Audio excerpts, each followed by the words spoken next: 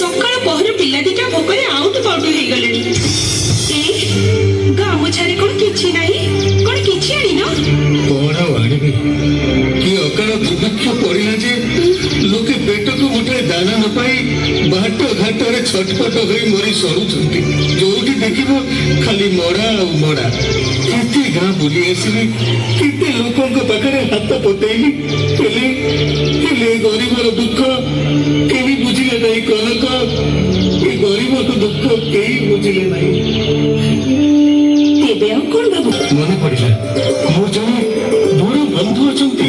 ତେବେ ଆଉ ଡେରି କାହିଁ କରୁଛ? ଚାଲ ପିଲାମାନଙ୍କୁ ନେଇ ତମ ବନ୍ଧୁଙ୍କର ଶ୍ରୀକ୍ଷେତ୍ରକୁ ଚାଲିଯିବା। ଅନ୍ତତଃ ସେଠି କିଛି ଦିନ ଭଲରେ ଖିଆପିଆ କରି ବଞ୍ଚିଯିବା।